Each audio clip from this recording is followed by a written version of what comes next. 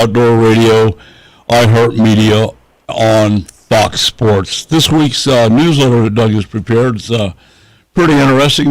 There are some things that you need to know, some things I want to expound on. Doug, what do you got going? Good newsletter this week. Well, we'll talk about nationally what's going on, things that I've seen that make sense for what people need to know. Up in Montana, warm water, low flows are prompting what's called the hoot owl fishing restrictions.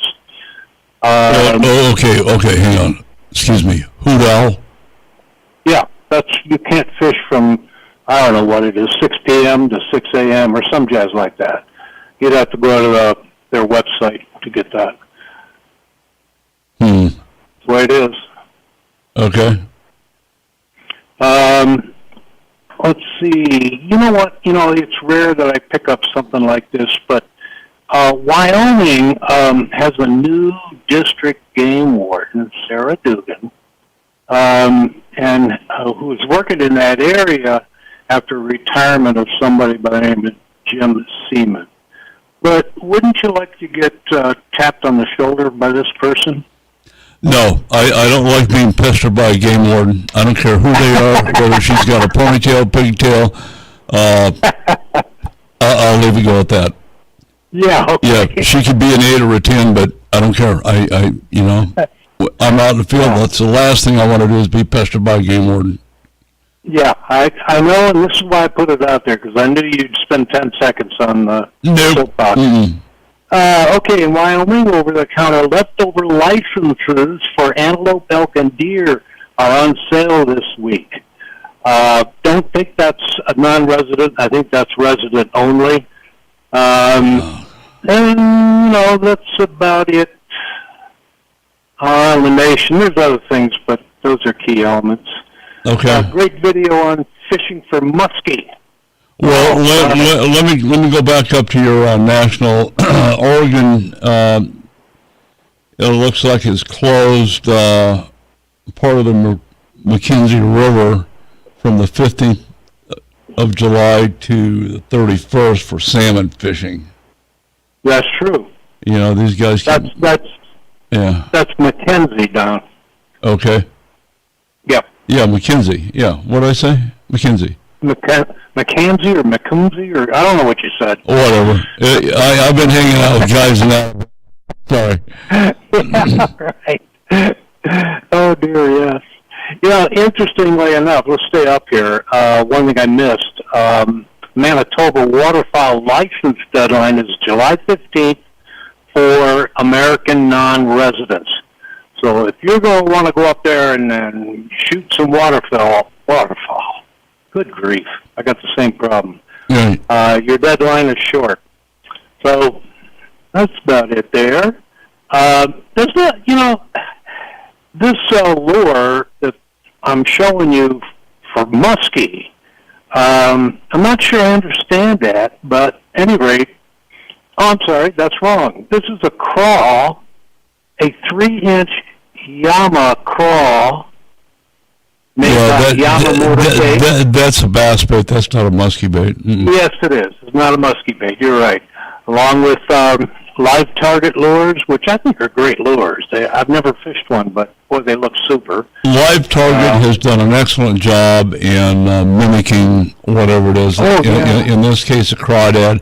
That'll be the best looking crawdad you ever saw in your life, right there. And if you go to their website, they've got all kinds of colors, for these craws. Pick and choose. Right below that, you were talking about Z-Man at the ICAST event. I found we're now making a 4.5 to 6 inch called a Multron LT swim bait. And they look great. There's a video right below this that I thought it makes this lure look fantastic.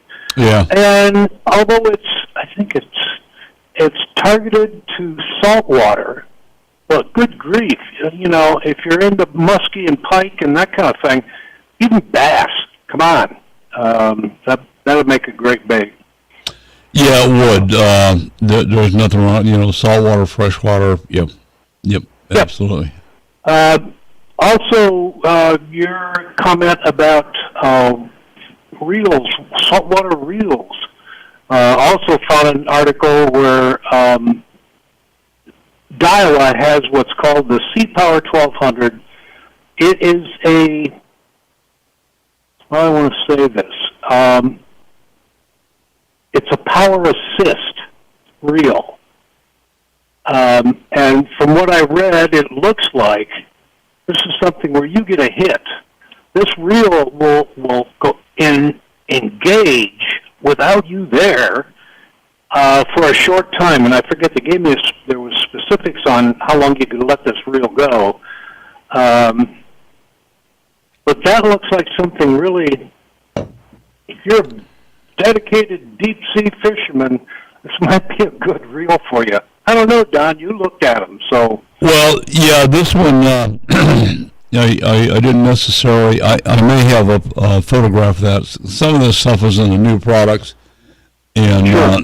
There's some reels there that are twice that size, maybe 2.5 times that size, that have built-in computers to do all sorts of stuff. They wouldn't let you play with them, and I didn't spend all that much time talking to these folks. But, yeah, they're beyond power assist, so. I would imagine maybe they'll do the whole job for you. Well, this particular one starts at $1,000. Some update, I guess, if you want to call it that, about thermal core technology in batteries. These are lithium-ion batteries. And it looked like a great battery. I'm not exactly sure what I'm talking about here, other than the fact when I see something like this, I'm more about thinking of, this is professional fishing when you're talking about these kind of batteries.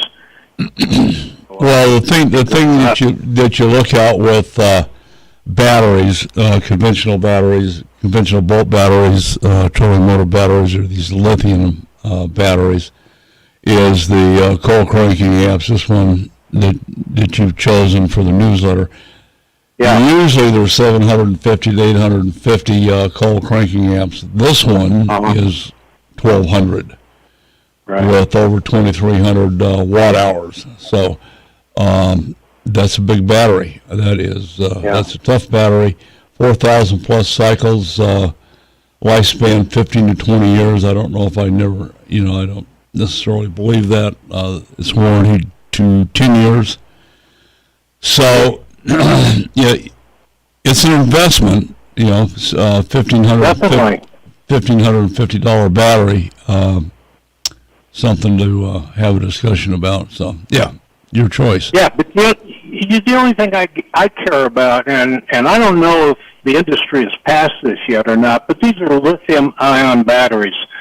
You get a fire on a boat, I would think you're hopping around and just about ready to jump in the water, because these things just don't catch fire; they explode. Oh yeah, that's a fact. We've been looking at these lithium-ion battery-powered vehicles, the Teslas. There's some what used to be diesel trucks that have been converted to battery-powered, and you're right. There is a fire, but it's after the explosion. Yeah, that's exactly right. And I'm not trying to be negative with this company, no way. But those are the things that I think consumers think about.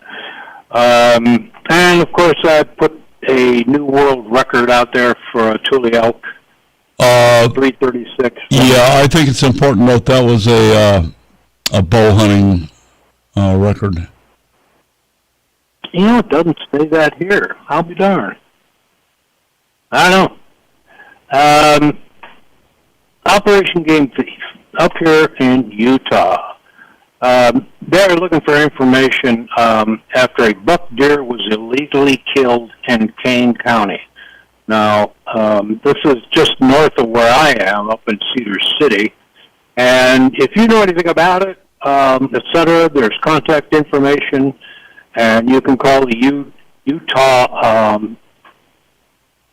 tip line at 800-662-3337. Okay, that's the same, okay, hotline, a U-tip line, the same as our, Operation Game Thief line, yeah. I find it interesting, they have a text number, and I need to look and see if Arizona has a text number to Operation Game Thief. Mm-hmm. I don't know that they do. I don't know that they don't, so. Well, the details here, on June 16th, officers were given a tip at the Kanab Creek area of the East Fork of the Sevier River in Kane County. Now, they found that deer had been shot, etc. And those are the specifics of it, but don't know anything about where that exactly is. I know it's near Cedar City. Well, Cedar City. Poaching is out of hand across the country, so, Oh, of course. they need to be dealt with as thieves and criminals. They're certainly not hunters, so.